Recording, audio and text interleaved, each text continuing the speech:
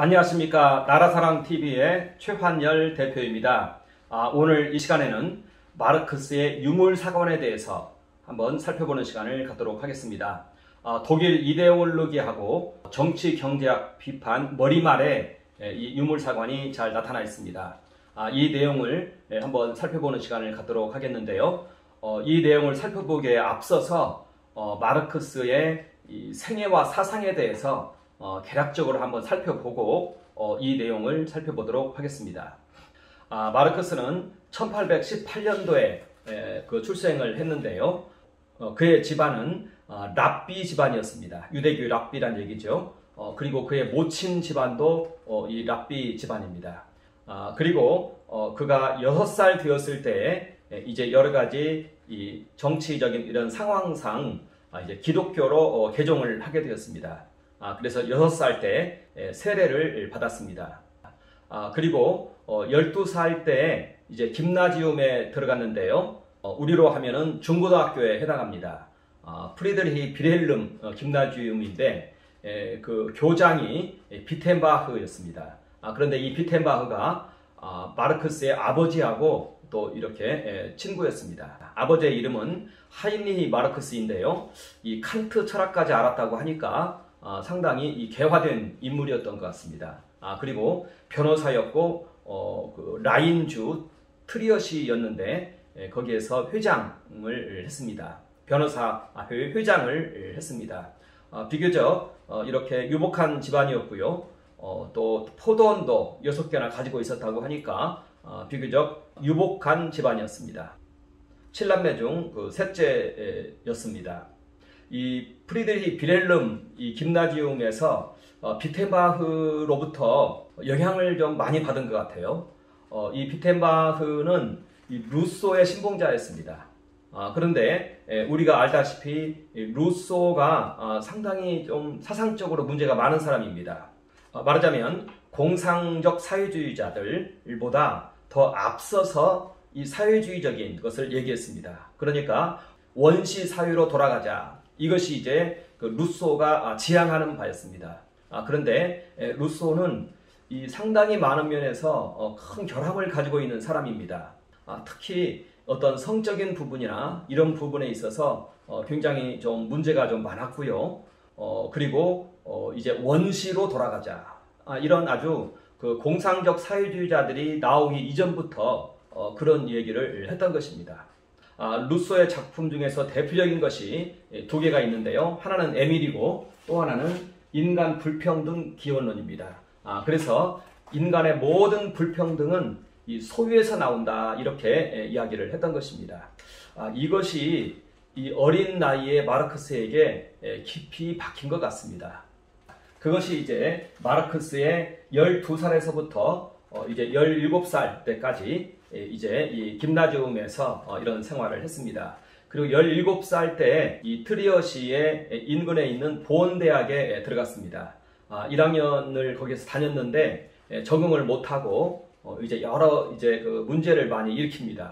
그리고 아버지는 이 마르크스를 이 법학과에 보냈습니다. 그런데 마르크스의 이 관심은 오히려 법학보다 이런 다른 철학과 같은 그런 인문학에 관심을 보였다 이렇게 말합니다. 그래서 이제 아버지가 이 아들을 베를린으로 이제 유학을 보냅니다. 그래서 베를린 대학에 이제 그 다음 해 18세 때 2학기 때 이제 입학을 하게 되는데요. 그래서 이제 5년 동안 이 대학 생활을 하게 됩니다. 그런데 이 마르크스가 이때 정상적인 정규 과목을 뭐 거의 안 들었습니다. 이제 9학기 이렇게 다닐 동안에 13과목을 수강했다고 하니까요. 그러니까 한 학기당 한 과목 또는 2과목 이렇게 들은 것 같습니다. 그러니까 마르크스의 사상에는 이 전통적인 것을 찾아볼 수가 없어요. 그러니까 학문이 없다는 뜻입니다. 그러니까 정상적인 기존의 철학 사상을 쭉 배운 상태에서 자기의 의견을 개진을 해야 되는데 여기에서 그런 것들에 대한 수학이 없었다는 것입니다. 이 마르크스가 이제 베를린 대학에 들어갔을 때 헤겔이 베를린 대학에서 가르쳤는데요. 헤겔이 죽은 지 한 4, 5년 된 후에 이제 마르크스는 거기에 들어간 것입니다. 그러니까 베를린 대학은 헤겔 철학이 아주 강력하게 융성하던 곳입니다. 거기에는 헤겔 우파가 있고 좌파가 있는데요. 이 좌파 클럽에 이 박사 클럽이 있었습니다. 마르크스가 여기에 빠졌습니다. 그래서 일반적인 정상적인 학과목은 듣지 않고 오직 여기에서 이 박사 클럽에 있는 친구들하고 어울리면서 친구들이 아니죠. 여기는 18살 먹은 이제 청년이고 여기 박사 클럽에 있는 사람들은 다 이제 강사 혹은 그 이상 이 박사들인 것입니다. 그런 사람들이었죠. 다 형벌이고 다 이제 연장자이죠. 그 5살에서 10살까지 이렇게 연장자이죠. 이런 사람들로부터 이제 토론하면서 이제 배웠던 것입니다. 그 중에서도 실질적인 리더는 바우였고요. 포이엘바하가 여기에서 가장 연장자였습니다. 10세 이상 그 많은 그러한 연장자였는데 포이엘바하가 이 헤겔 철학을 이용해서 기독교 본질이라는 책을 썼는데요. 여기에서는 헤겔 철학을 이용해서 어떻게 인간 예수가 신을 만들어냈는지 그것을 논리적으로 서술을 했습니다. 그러니까 보면은 헤겔 철학에 그러한 취약점이 있었던 거예요. 포이엘바가 기독교 본질이라는 책을 써서 예수의 대상 의식을 예수께서는 이제 신으로 확장시켜서 서술을 했고 거기에서 또 경험까지 함을 통해서 신을 만들어냈다. 그래서 신은 이렇게 만들어진 것이다. 어떤 탁월한 영성을 가진 사람에 의해서 예수라는 그런 사람에 의해서 만들어진 것이다. 이러한 것을 이 포이엘바하가 기독교 본질이라는 책에서 이제 썼던 것입니다. 그리고 이것이 이제 마르크스에게는 크게 이제 다가왔던 것입니다. 그러니까 마르크스의 정신적인 스승은 사실은 포이엘바하일 수 있습니다. 마르크스에게 원시 공산 사회라는 이런 모든 경쟁이 없는 사회를 알려준 사람은 루소라면은 이제 그에게 유실론을 버릴 수 있게 해준 사람은 사실은 그 포이엘바하였던 것입니다. 그리고 이 박사 클럽의 멤버 중에 이 슈트라우스라는 인물이 있는데요. 이 슈트라우스는 예수의 생애라는 책을 통해서 예수의 생애 속에 있는 모든 초자연적인 기록들, 신성이죠, 신성. 그 부분은 제자들이 다 만들어낸 것이다. 이런 형태로 해서 이제 책을 썼습니다. 예수 그리스도의 인성만 남기고 신성은 다 부인한 것이죠. 자, 그리고 바우어는 신약성서라는 책을 써서요. 공간복음과 요한복음, 이것은 민중들의 문학작품이다. 역사적인 기록이 아니다. 사도들이 이제 문학작품 쓰듯이 지어낸 것이다. 이런 형태로 해서 이제 이러한 책들을 썼습니다. 그리고 이들이 바우어, 슈트라우스 이런 인물들이 이제 오늘날 자유주의 신학의 창시자들입니다. 그러니까 오늘날 기독교를 가장 크게 위협하고 신학계를 뒤흔들어 놓는 이단 세력이 있는데 그들이 바로 이 자유주의 신학자들인 것입니다. 이들하고 함께 이제 그 토론을 하고 이들로부터 이제 배웠던 것입니다. 그러면서 이제 마르크스는 무신론을 나름대로 마음속에 이제 확정을 하게 되는 것입니다. 말하자면 신은 만들어진 것이다. 자기의 대상의식을 투영시켜서 그렇게 한 것이다.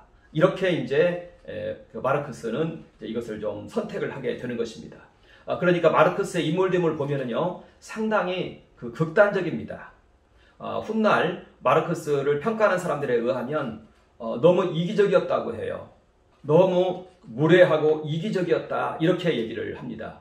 그래서 이 마르크스의 아내 예니가 있는데요. 예니의 이모부가 이제 아주 귀족이었습니다. 이모부가 있었는데 이런 데로부터 많은 도움을 받을 수 있는 이제 그러한 입장에도 있었는데 마르크스의 이 무례함과 이 극단적인 이기심 이것 때문에 그런 데로부터도 도움을 받지 못했다 이런 얘기를 좀 하고 있고요. 그리고 이 마르크스가 한 번은 엥겔스가 지속적으로 이 생활비를 좀 보조를 해줬는데요. 엥겔스가 사실혼 관계에 있는 이 아내가 이제 사별을 했습니다. 죽었습니다. 그런데도 마르크스는 거기다 편지를 쓸 때 돈을 보내라고 편지를 썼던 것입니다. 그러니까 엥겔스가 화가 나가지고 절교를 선언했습니다. 그러면서 이제 주변에서 독려해서 마르크스가 이제 사과문을 하나 썼는데 그게 이제 마르크스가 쓴 유일한 사과문이다. 최초의 사과문이다. 이렇게까지 얘기를 합니다. 그러니까 사과할 줄도 모르고 이기적이고 무례하고 극단적이었고, 그런데 또 마르크스가 자기 가족들에게는 또 그렇게 친절했어요. 그리고 아무리 가난한 상황에서도 이 자녀들한테는 그 피아노 학원을 보내고 발레 학원을 보내고 이랬다, 이렇게 얘기를 합니다. 그러나 마르크스 생애는 참으로 비참했습니다. 평생 가난에 시달렸고요. 그리고 그 자녀가 6명이 있었는데 4명이 다 요절을 했습니다. 자살도 하고. 마르크스의 사생활을 얘기해서 죄송하긴 한데, 어찌됐든 이렇게 젊은 나이에 여기 18세에서 이제 23세까지 여기를 다녔는데요. 이때 이 젊은 청년이 이러한 것들을 배우고 그냥 이것을 이제 그 선택을 좀 한 것입니다. 마르크스도 1학년 때 이 헤겔 철학이 어려워가지고 굉장히 이렇게 좌절도 하고 또 그럽니다. 요양원에까지 갔는데요. 그 요양원에서 여기 있는 친구들을 소개받아가지고 그때부터 이제 이들을 배우기 시작했는데, 이들이 이제 다 헤겔 좌파들입니다. 그러니까 여기에서 이제 이 해석을 선택을 한 것이죠. 그러면서 이제 성격이 극단적이다 보니까 항상 우리는 이 여유를 두고 이것을 분별을 해서 확정을 해 나가는데, 마르크스는 이때 선택을 다 해버린 것 같아요. 그래서 제가 극단적이다 이렇게 얘기하는 것이고 자기중심적이다 얘기하는 이유가 그렇다는 것입니다. 그리고 이 논리도 다음에 보면 알겠지만 여러 가지 그 하자가 드러나요. 그러는데도 이것을 계속해서 밀고 나가는 것을 보았을 때 이것은 좀 그러한 요소가 있지 않느냐, 이렇게 저는 판단을 내리는 것입니다. 이것이 이제 마르크스의 그 무신론적 사상입니다. 이것을 무신론의 그 사상을 제가 잠깐 소개를 해 드린 것입니다. 이 안에 있는 다른 내용들을 얘기하면은 또 너무 이제 시간이 경과되기 때문에 이러한 내용들은 좀 생략을 하고요. 맨 마지막에 있는 거 하나만 좀 얘기하고 바로 이 유물사관 쪽을 얘기하도록 하겠습니다. 마르크스가 죽었을 때 유작이 하나 있었습니다. 그것은 모건의 고대 세계에 대한 해설이었습니다. 그것은 뭐냐면요, 고대 원시 세계를 아주 그 이상향으로 놓고 해설을 한 것입니다. 그리고 이것을 발전시켜서 엥겔스가 가족, 사적 소유, 국가의 기원이라는 책을 엥겔스가 썼습니다. 그러니까 이것도 마르크스하고 엥겔스하고 공동 저작이 되는 것이죠. 자, 그런데 여기에서 사유재산 제도를 철폐하기 위해서는 사유재산 제도가 어떻게 출현했는지를 먼저 알아야 되는데, 그것은 바로 일부 일처제였다고 얘기합니다. 자, 그리고 고대 원시 세계, 아주 뭐 이상형의 세계죠. 평화의 세계죠. 마르크스가 추구하는 세계가 그 세계인 것 같아요. 그러니까 루소가 바로 그것을 말했던 것입니다. 그러니까 여기하고도 연결이 되는 것입니다. 그 세계는 군혼제였다고 말합니다. 군혼제. 일부 일처제가 아니라 군혼제였습니다. 그러니까 이 어머니만 확인이 되는 거예요. 아버지는 누군지 확인이 안 되는 거예요. 그러니까 어머니가 아이를 낳으면 이게 공동 자녀가 되는 것입니다. 모두의 자녀가 되는 것입니다. 양육도 이렇게 함께 하는 것입니다. 그러다 보니까 이제는 사유재산을 축적할 이유가 없습니다. 사유재산을 상속해 줄 사람이 있어야 이게 사유재산에 대한 열망이 일어나는데, 이제는 자녀가 우리 공동의 자녀이다 보니까 이 사유재산에 대한 그러한 욕심을 부리지 않는다는 것입니다. 자, 그러면서 가족, 사적 소유, 국가의 기원이라는 책을 쓴 것입니다. 그러니까 군혼제를 추구하는 이런 모습을 거기에 언급을 하고 있는 것이에요. 그리고 엥겔스의 삶을 보면은 이러한 것들에 대한 상당한 영향을 받고 있음을 우리가 알 수 있습니다. 그리고 이 가족, 사적 소유, 국가의 기원이라는 이 책이 요즘 차별금지법에서 또 하나의 이러한 주제로 출연하고 있다는 것, 참조로 아시면 되겠습니다. 자, 이렇게 이제 우리가 마르크스의 사상에 대해서 개략적으로 이제 살펴보았는데, 이제는 구체적으로 그의 유물사관에 대해서 한번 그 이야기를 나누도록 하겠습니다. 유물사관이 본격적으로 나와 있는 책이 이 독일 이데올로기입니다. 그리고 이 독일 이데올로기는 마르크스하고 엥겔스가 함께 쓴 것으로 이렇게 나타나 있습니다.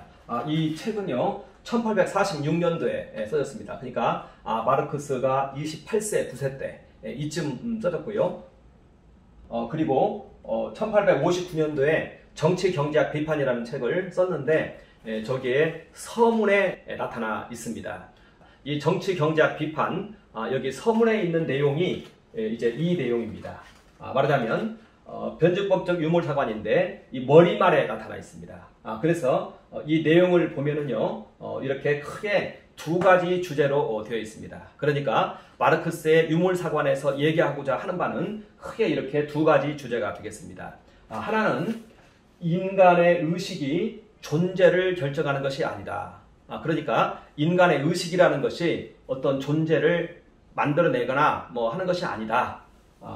인간의 현실적 존재가 말하자면 어떠한 대상이나 혹은 어떠한 처한 그러한 실정이나 이러한 것에 의해서 우리의 의식이 결정된다. 이것을 이야기합니다. 자, 그러니까 우리 인간의 의식은 무엇이냐? 어떠한 이러한 현실적 존재에 의해서 이 의식이 결정되어지는 것이다. 인간의 의식이 존재를 결정하는 것이 아니다. 이렇게 이야기를 합니다. 그런데 이게 이제 평범한 얘기인 것 같지만요. 이게 이제 유물론에 대한 하나의 논증이 되는 것입니다. 자, 여기에서 먼저 하나 좀 짚고 넘어가겠습니다. 우리가 인간을 구분할 때요. 이렇게 영과 혼과 몸으로 구분할 수 있고요. 이게 이제 삼분법이라고 부릅니다. 그리고 인간을 영혼과 몸으로 구분할 수 있습니다. 이걸 이분법이라고 부릅니다. 자, 그런데 여기에서 이 영혼을 사실은 엄밀히 말하면 이렇게 독립되는 것이 독자적인 것이 되는 것이거든요. 그런데 이것을 하나로 봐버리는 오류가 발생할 수가 있습니다. 말하자면 여기에서 혼적인 것은 의식이고요. 이 영적인 것은 정신이라고 얘기합니다. 자, 그런데 이것을 하나로 보았을 때 자칫 이 의식을 정신으로 오해할 수 있는 그 신학 사조가, 사상적 사조가 존재합니다. 이게 헤겔의 오류입니다. 이것을 이제 고스란히 받아들인 것입니다. 그러니까 헤겔의 오류가 작은 오류가 아닙니다. 헤겔이 기여한 바도 크지만 또 이러한 오류도 아주 큽니다. 그래서 무엇이 더 큰지는 잘 모르겠어요. 어찌됐든 이 의식을 정신으로 간주하는 경향이 헤겔에게 있었던 것입니다. 이것을 고스란히 이제는 여기에 응용을 해서 이 의식을 정신으로 봐버린 거예요. 그러니까 이 물질로부터 의식이 결정되는 것이니까 물질에서 정신이 나왔다. 이 논리를 여기서 이제 추출을 해내고자 한다는 것입니다. 이게 이제 첫 번째 주제입니다. 이것이 어떻게 보면은 유물론에 있어서 굉장히 큰 그러한 하나의 주제이고 논증이 되어버린 것입니다. 그리고 두 번째 주제가 있는데요. 사회의 물질적 생산력의 발전, 여기에서 생산관계와 소유관계의 모순이 발생하고 여기에서 혁명의 시대가 시작된다. 이러한 이게 유물사관에 관한 얘기입니다. 여기에서도 지금 이제 문제가 좀 존재합니다. 그것은 이제 우리 설명을 하면서 그 내용을 알아보도록 하겠습니다. 여기 이 그림을 한번 보면은요, 이게 독일 이데올로기에 있는 책에 있는 내용을 이렇게 이제 압축을 할 수 있습니다. 독일 이데올로기에서 1장을 보시면 됩니다. 1장에 있는 내용이 가장 중요하고요. 그 내용이 어떻게 보면 전체적인 윤곽을 우리에게 잘 설명을 해주고 있습니다. 제가 한번 이제 설명을 해보도록 하겠습니다. 우리 인간이라는 존재는요, 생활을 위해서 생산관계 속에 들어갑니다. 그래서 이제 이러한 생산관계 속에 들어가는데요, 이 생산관계는요, 어떻게 출현하냐면 생산수단의 변화에 의해서 이제 생산 양식이 출현합니다. 그리고 이 생산 양식이 하나의 우리의 현실적 토대이고 그리고 하부 구조이다 이렇게 말합니다. 그리고 이러한 생산 양식을 또 다른 말로 분해를 해보면 물질적 생산력의 생산 관계로 나타납니다. 자, 그러니까 이 생산 양식은 생산력 플러스 생산 관계, 이 둘로 구성이 되어 있다는 것입니다. 이때 생산력이라는 것은 뭐냐면요, 분업과 협업의 정도를 말합니다. 그러니까 생산수단의 변화, 생산수단의 출현에 의해서 생산 양식이 나오죠. 그 양식에 따른 이제 생산하는 방법, 그리고 이 생산력이라고 이 표현을 하고 있는데, 분업의 정도에 따라서 이 생산력의 높으냐 낮으냐 이런 것들이 이제 측정이 된다는 것입니다. 자, 그러니까 생산 양식의 중요한 구성 요소 중에 하나가 이제 생산력이고, 이 생산력은 바로 분업과 협업의 정도이다 이렇게 말을 한다는 것입니다. 어떻게 보면 생산하는 생산 활동을 하는 우리 인간들의 그 이해관계를 이렇게 지금 표현을 한 것이죠. 그런데 여기에서 하나가 더 나타나는데 또 하나는 생산 관계라는 것입니다. 말하자면 분업과 협업의 생산 관계가 여기서 출현을 하는데 이때 이 생산과 소유의 관계가 여기에서 발생한다. 그리고 생산과 소유의 관계에서 현재 자본주의 시스템에서는 약간 문제를 가지고 있다. 이런 형태로 이것을 얘기를 했다는 것입니다. 그러니까 이것은 어떻게 보면 우리가 속해 있는 하나의 경제 활동을 말하는 것입니다. 그리고 이것이 이제 생산 양식인 것입니다. 여기에 우리의 모든 생계 문제가 다 달려 있습니다. 그러니까 우리 인간은 생활을 위해, 삶을 위해 이 생산 관계 속으로, 생산 양식 속으로 들어간다는 것입니다.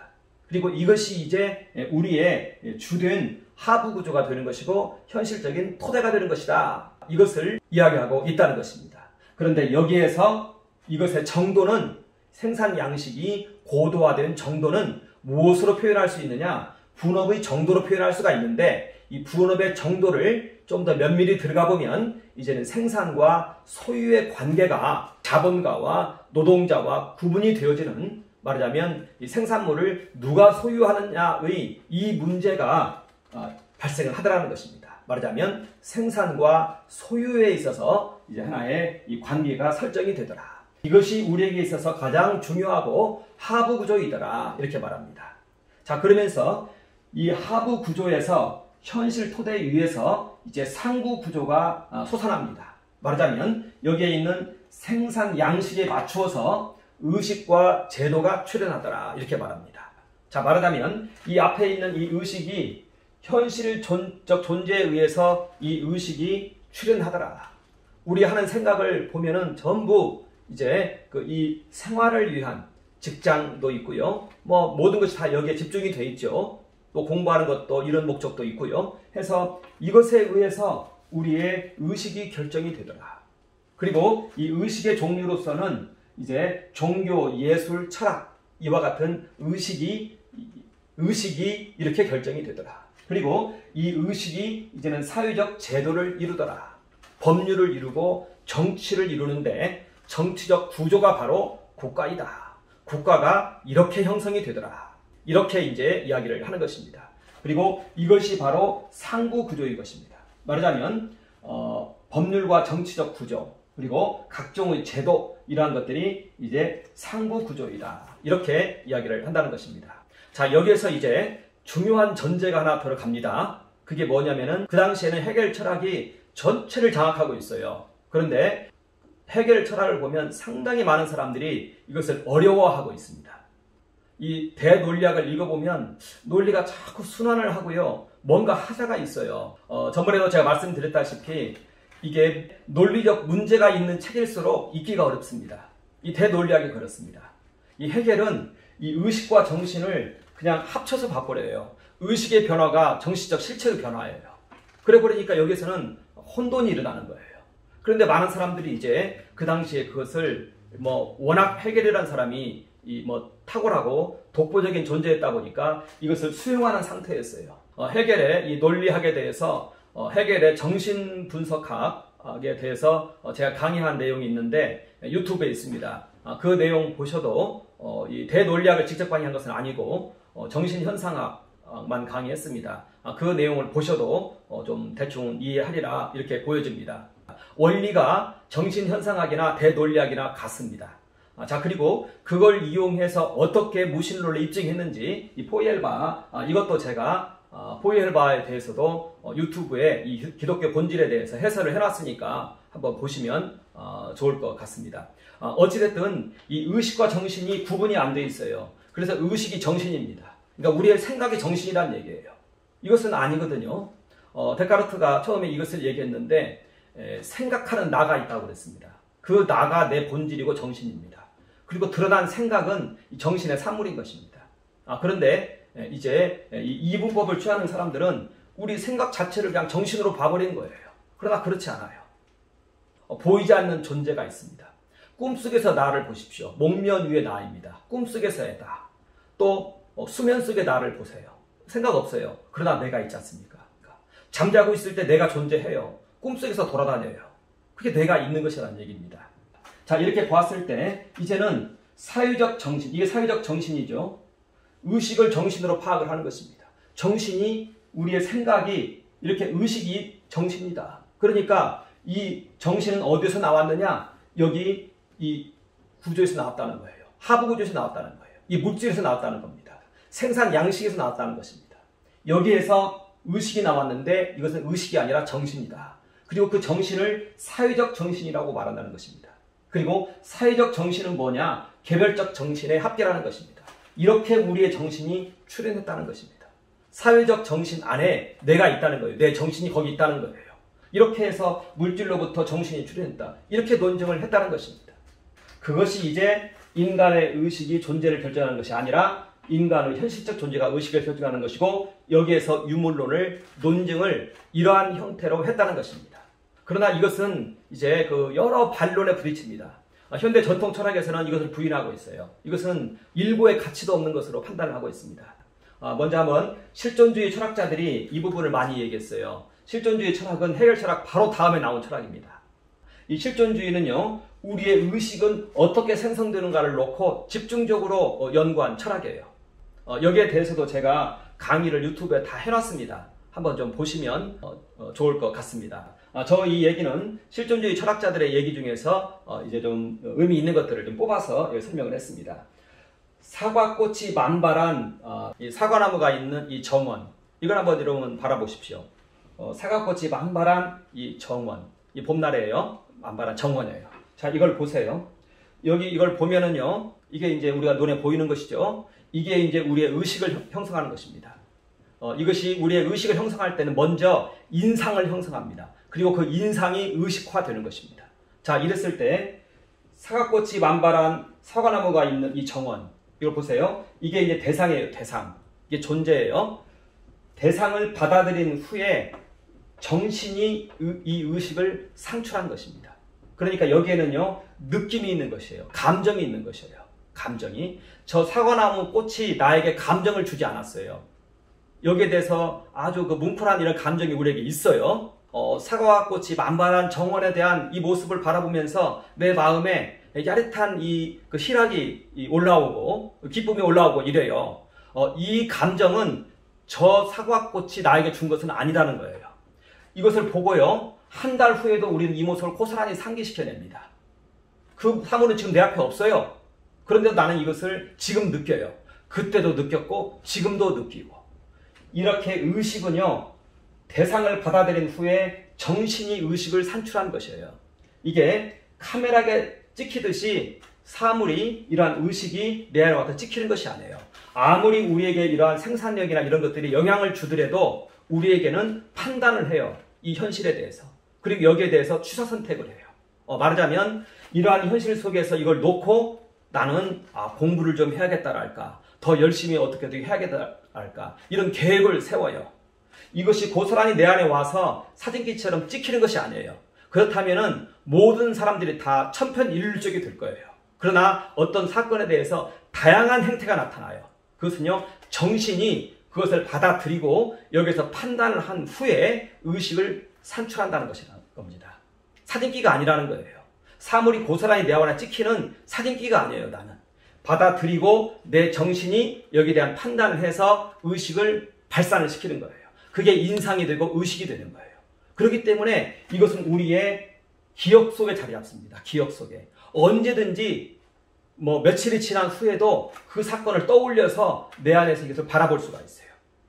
이런 것들을 놓고 봤을 때 이 의식은 정신의 산물이지 그 대상으로부터 나온 것이 아니라는 거예요.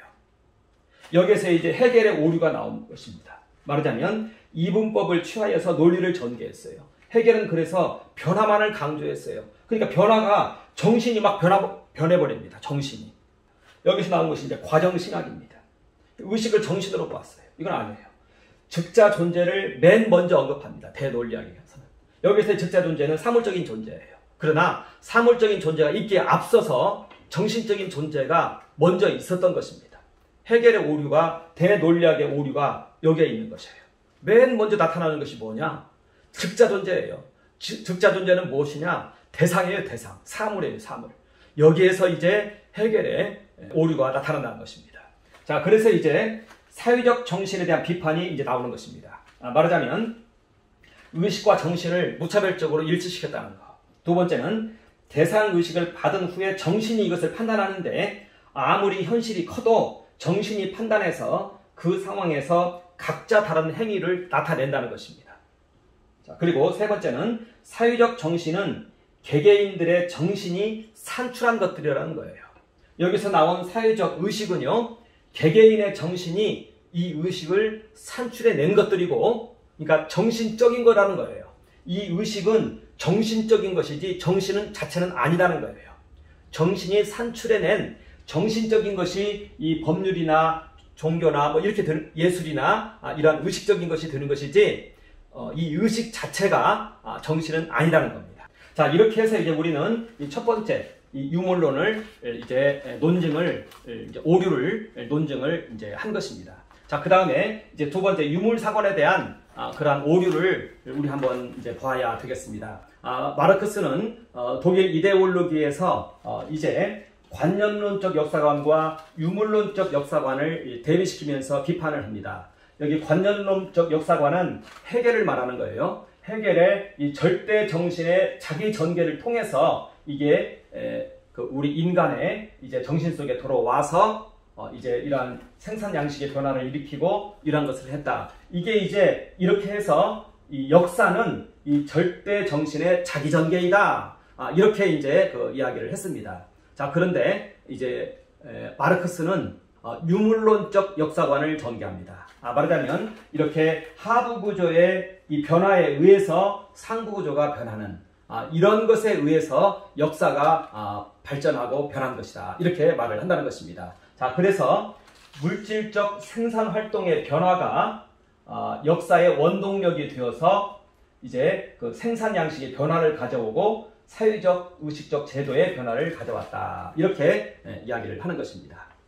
자, 그런데 여기에서 한번 잘 보세요. 물질적 생산 활동의 변화가 있었다. 이렇게 얘기를 하죠. 자, 여기에서 물질적 생산 활동의 변화는 뭐냐면요. 말하자면 생산 도구의 출현인 것입니다. 자, 여기에서 이제 마르크스에게 있어서 한계가 하나 드러납니다. 여러분 잘 한번 봐보세요. 마르크스는 분명히 생산 도구에 의해서 생산 양식이 변화된다는 얘기를 합니다. 독일 이데올로기 1장을 한번 읽어보세요. 이 얘기를 먼저 합니다. 생산 도구의 이 변화가 생산 양식의 변화를 가져온다. 생산 도구의 변화가 역사의 변화를 가져왔다. 이렇게 얘기를 합니다. 자, 그래서 원시 공동체에서 고대 노예제, 중세 봉건제, 자본주의, 공산주의 이것을 얘기할 때요. 이 원시 공동체의 단계에서는 목축 단계입니다. 이게 이제 목축 단계이고 이때는 그 공동 소유를 합니다. 그리고 우리가 알다시피 이때는 석기 시대 또 청동기 철기 시대 이것이 어떻게 우리가 역사에 영향을 미쳤는지를 우리는 잘 알고 있습니다. 이 도구의 변화가 이 시대의 변화를 산출했던 것입니다. 이것을 마르크스도 얘기를 한다는 거예요. 자, 그 다음에 고대 노예제도 이제 이와 동일한 것을 이제 마르크스가 설명을 합니다. 말하자면 도구가 있고요. 그리고 생산 양식이 있고요. 소유 관계가 있습니다. 이 세 가지를 놓고 이제 보는 것입니다. 하나는 도구의 출현, 또 하나는 생산 양식의 출현, 또 하나는 이 소유 관계. 이 세 가지를 가지고 이 세 개를 봐야 되는 거예요. 자, 그 다음에 또 이 중세 봉건제 때는요. 손절구공, 맷돌입니다. 맷돌. 이 맷돌이 이제 중요한 이러한 생산수단의 변화라고 마르크스도 얘기를 합니다. 자, 그리고 이때에 있어서는 기계입니다. 대공업입니다. 기계의 발견이 생산수단의 변화이고요. 여기에서 이제 생산 양식이 나타나고 소유관계가 나타나고 해서 이렇게 이제 나타나는 것입니다. 자, 그러니까 생산수단의 변화가 이 시대의 변천을 이끌었다는 거예요. 생산수단의 변화가 생산 양식을 변화시키는 것이고 그 다음에 이제 소유관계 이렇게 셋으로 구분해서 보면 이 논리가 정확하게 보입니다. 자, 그런데 여기에서 가장 중요한 것이 뭔가요? 생산수단의 변화입니다. 도구의 변화입니다. 그것이 시대를 바꾸는 거예요. 이걸 잘 알고 있어야 돼요. 말하자면 기계의 변화가 기계 기술 그리고 기계 장치의 출현, 증기기관의 출현 이런 것에 의해서 이렇게 대공업이 일어난 거예요. 분업이라는 얘기도 사실은 여기부터 나온 거예요.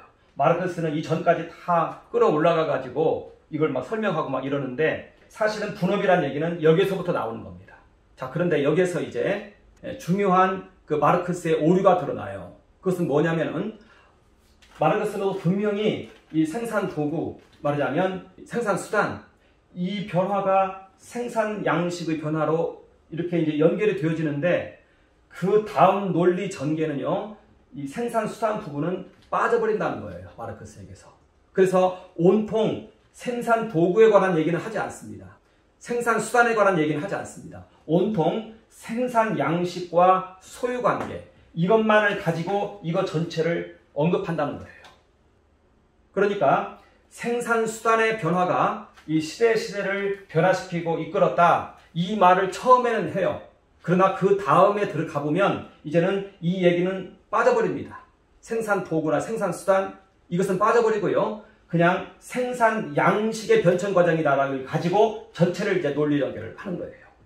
그러면 논리적으로 좀 취약한 사람은 이 생산 양식을 생산 도구로 이제 섞인 상태에서 오해하면서 이걸 계속 읽는 거예요. 그래서 이제 이 독일 이데올로기가 어려운 거예요. 온통 독일 이데올로기에 있는 내용은 이 생산 양식과 생산 관계, 소유 관계 이것만을 가지고 전체를 얘기해요. 이것만을 가지고 시대의 변화를 얘기해요. 자, 그러다 보니까 면밀하게 이걸 독해를 한 사람은 이걸 바로 알아채요. 말하자면 생산 수단의 변화에 의해서 시대가 바뀌었는데 그리고 그 다음에 있는 생활 양식이나 또 생산 관계, 소유 관계 이것은 이제 이 안에서 재조정이 되어지고 그러는 것인데 논리 전개를 보면은 생산 양식과 소유 관계만을 가지고 계속 얘기를 하더라는 거예요. 이것은 지금 이제 잘못된 것이죠. 이것은 문제가 있는 것이죠.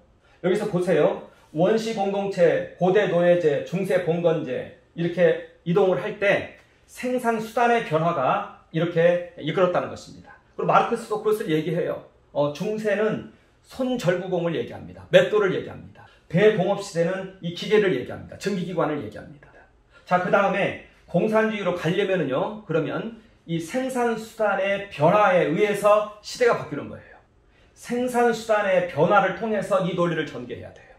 그런데 마르크스는 생산 수단의 변화에 의해서 이 시대를 바뀐다고 얘기해놓고 다음에 가서는 생산 양식만 가지고 얘기하고 이 중에서도 생산 관계만 가지고 얘기를 하고 그것은 이 자본주의 내에서의 하나의 조정으로 끝나는 거예요. 조정으로. 새로운 시대가 오려면은 생산 수단이 바뀌어야 돼요. 그러니까 이 안에 있는 내용만을 가지고 얘기하면서 여기에서의 모순을 가지고 공산주의를 도출하고 있더라는 거예요. 생산수단의 변화를 가지고 시대의 변화를 말하는 것이 아니라 생산수단은 다 똑같아요. 생산 양식도 다 똑같아요. 소유관계의 오류만을 가지고 소유관계의 오류는 지난 시간에 말한 것처럼 자본론입니다. 만든 것은 노동자가 다 만들었는데 소유는 자본가가 다 하더라. 이 모순 이것을 가지고 이제는 공산주의를 설명을 하더라는 거예요. 그래서 한번 이 내용을 한번 봅시다. 그러니까 유물사관이 뭐냐?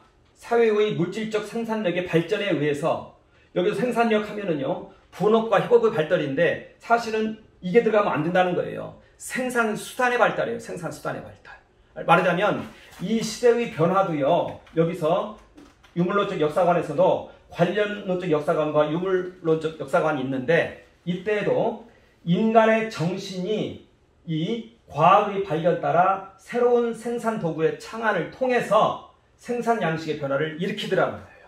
그러니까 정신이 이 세계의 역사를 변화시켰지 이 생산 양식에 의해서 스스로 변해서 가는 것이 아니라는 거예요.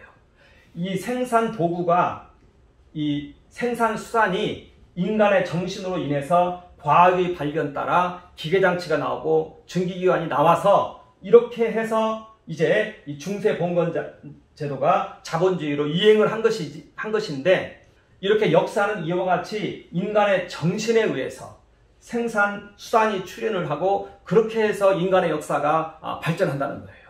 정신이 인간의 역사를 주도하고 있다는 거예요. 그런데 마르크스는 이걸 완전히 없애버리지 않습니까?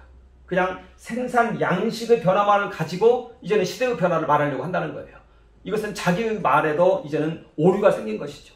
자기도 생산수단의 변화를 얘기하고, 근데 이게 뒷부분 가면 그 얘기 안 해요. 앞부분에만 나와요. 그런데 이것은 간혹 나와요. 중요한 말 할 때는 나와요. 그러나 그 다음 논리 전개할 때는 그 얘기는 쏙 빼요. 여기에서 이제 제가 마르크스의 양심을 묻고 있다는 것이에요. 그리고 그가 이기적이라는 거예요. 극단적인 이심을 가지고 있다는 거예요. 그건 학자가 아니라는 거예요. 양심의 소리를 거부했다는 거예요. 우리 양심은요, 끝없이 외칩니다. 어느 날 가면은 이 양심이 화인을 맞습니다. 이러한 형태였다라는 거예요. 자, 여기도 보면은요, 사회의 물질적 생산력의 발전이 이제 발전해서 이것은 도구의 발견이라고 말을 해야 되는 거예요. 그런데 여기서 보면 생산력의 발전이라고 얘기하지 않습니까? 생산력은 무엇입니까? 생산력이 여기 있죠? 생산 양식이란 뜻이에요. 양식. 분업과 협업의 정도에 따라서 이것이 달라지는 것이죠. 분업과 협업이라는 것은요, 생산 도구가 출현을 했을 때 그때 이제 분업과 협업이 일어나는 거예요. 이것 자체 가지고 변화가 일어나는 것이 아니라는 거예요. 생산 수단이 도구에 변화가 있을 때 이것에 대한 변화가 있는 것이에요. 그러니까 이것을 먼저 말해야 되는데 이것을 얘기하고 있다는 것이에요. 마르크스가 말할 때 생산력이라는 얘기는요, 분업과 협업의 발달 정도를 생산력이라고 정의하고 있습니다. 생산 도구라고 말하고 있지 않아요. 생산 도구는 정신의 산물이기 때문에. 자, 그리고 두 번째 가서는 여기에서 이 생산력을 가지고 생산 관계와 소유 관계의 모순이 발생한다는 거예요. 만든 것은 노동자, 소유하는 것은 자본가. 이렇게 말을 한다는 것이에요. 저는 지난 시간에 이것이 왜 잘못됐는가 설명을 했습니다. 말하자면 중세시대 때나 농업주의 정책 하에서는 모든 것들이 다 땅에서 나옵니다. 그래서 노동자에게 갈 게 없어요. 노동자의 기회가 크지 않아요. 그러나 공업주의에서는 노동자가 참여를 해요. 이 만들어낸 기계와 이러한 여기에 노동자가 참여를 해요. 그래서 기계와 같은 투자와 이런 기술과 관련된 자본과 관련된 이러한 부분은 이제 자본가에게 가고 노동의 대가는 노동자에게 간다. 이렇게 얘기를 했습니다. 그래서 노동자도 이제는 소유할 수가 있게 되었다. 이게 바로 민주주의다. 이렇게 얘기했지 않습니까? 그래서요, 자본주의란 용어는요, 사실 좀 더 면밀하게 설명할 필요가 있어요. 기술과 자본, 이 두 가지가 합친 것이 자본입니다. 그리고 이것을 다른 말로 기업이라고 합니다. 기업. 그래서 기업주의 시장경제가 오히려 더 적절한 설명일 수도 있어요. 자본주의 시장경제보다 오히려 기술 자본주의 시장경제, 오히려 기업주의 시장경제, 이게 더 본질을 잘 설명합니다. 이렇게 자본주의 하에서는요, 이렇게 기업주의 하에서는요, 생산한 부가가치의 1% 정도를 그 자본가가 가져가고 99% 정도는 모든 근로자에게 귀속이 돼요. 그러니까 이것이 바로 소유에 있어서의 민주주의예요. 그러니까 소유에 있어서의 민주주의가 바로 자본주의예요. 이게 민주주의가 이렇게 실현이 되어 있는 거예요. 만약에 여기에서 생산과 소유에 있어서 문제가 발생한다면은 이것은 서로의 새로운 부 아래에서 배분의 문제라는 거예요. 배분의 문제. 이 안에서 배분의 문제가 발생을 한다는 거예요. 그게 바로 이제 복지국가. 이게 바로 복지국가 모델입니다. 복지 자본주의 시장경제. 이렇게 되는 것입니다. 이것은 가능한 얘기인 것입니다. 그것은 그리고 그렇게 돼야 됩니다. 복지국가로 가는 것이 맞는 것입니다. 그러나 소유권을 뺏으면 안 됩니다. 기업을 국가가 소유하려고 하면 안 된다는 것입니다. 그런데 마르크스는 이제 그렇게 논리를 전개하는 것이죠. 혁명이 시작되었다. 프롤레타리아들의 수가 훨씬 많다. 9명이고 자본가는 1명이다. 이제는 뭐 투표까지 나왔으니까 이 9명이 선거해가지고 이제 정권 바꾸고 경제적 기초 변화를 이루자. 거대한 상부구조를 완전히 전복을 해버리자. 이제는 우리가 주인이 되자. 프롤레타리아들이 주인이 되자. 자본가들을 다 없애버리자. 이게 원시 공산사회로 돌아가자는 얘기인 것입니다. 파멸입니다. 그것이 바로 오늘날 사회주의 시장경제입니다. 러시아가 그렇고 중국이 추구하는 바가 그렇습니다. 이게 신사회주의입니다. 이게 사회주의 시장경제인 것입니다. 이 모습이 이제는 오늘날에는 그렇게 나타나고 있다는 것입니다.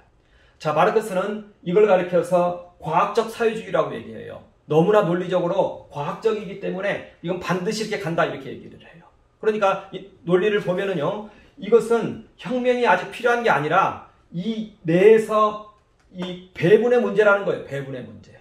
배분이 뭐 잘못됐으면 다시 적절하게 하면 된다는 거예요. 스웨덴처럼 이렇게 복지국가 모델로 가면 된다는 거예요. 그러나 자본을 없애면 안 된다는 거예요. 자본을 없애면 기업을 없애는 것이고 자기 일자리를 없애는 것이라는 거예요. 파멸이라는 거예요.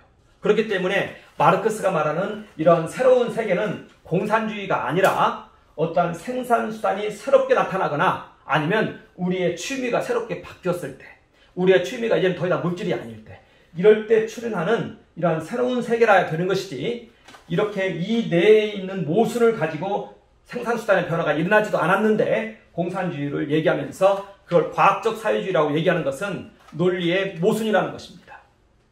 마르크스는 이것을 알았을 것이라는 것입니다. 그러면서도 이것을 주장한 것은 이제는 이것은 그의 양심의 문제라는 것입니다. 그리고 루소가 말하는 이러한 원시사회, 이것을 원시공산사회, 공상적 사회주의, 공상에서만 꿈꾸던 그 사회주의, 이것을 공상으로만 실현 가능한 그 사회를 지금 마르크스는 이렇게 그의 극단적인 성격으로 인해서 이와 같은 이 철학이 나왔다. 이것을 말하고자 한다는 것입니다. 자, 이제 논리를 좀 이제 정리하도록 하겠습니다. 독일 이데올로기 그리고 경제학 비판, 이 머리만에 나타나 있는 이 유물사고는 크게 이 두 가지를 말하고 있다. 하나는 유물론을 말하고 있는 것이고, 그러니까 이 하부 구조에서 의식이 출현을 했는데 우리의 생각이 출현하는 것이죠. 그게 고민이 되니까. 그런데 그것은 정신적인 것이지 그것이 정신은 아니다. 물질에서 정신이 나오는 것은 아니다. 이것을 저는 얘기를 했고요. 두 번째는 이 유물사관이 이 수단의 변화, 생산 수단의 변화, 이것에 의해서 역사가 발전했는데 이 마르크스는 소유관계의 변화, 이걸 가지고 그 혁명을 얘기하고 있었다. 소유관계의 변화는 이 안에서 조절을 하면 되는 것이다. 그리고 그 정도의 오류는 항상 있어 왔다. 그리고 현재 이 자본주의는 경제 민주주의를 자본주의라고 하는 것이다. 이건 오히려 기술 자본주의라는 표현 혹은 기업주의라는 표현이 더 적절한 것이다. 그런데 오늘날에는 이제는 국가가 이제 이 시장에 뛰어드는 이 사회주의 시장 경제를 말하면서 이 나라 전체를 사회주의화하려는 세력들이 있다. 여기에 대해서는 경계를 해야 된다. 이것을 제가 지금 이야기를 했습니다. 유물사관은 그래서 이건 잘못된 이론이고 이건 우리에게 예언이 될 수 없습니다. 자본주의 다음은 공산주의다. 이 예언은 틀린 예언이라는 것입니다. 그것은 속임수라는 것입니다. 그러나 그 속임수는 계속 통할 수도 있어요. 언제 통하냐? 기독교인들이, 국민들이 타락할 때 그러한 이 잘못된 이론들이 나라를 어지럽힌다는 것입니다. 우리 이러한 것들을 명심하고 우리가 이 유물사관을 인식을 해야 되겠습니다. 감사합니다.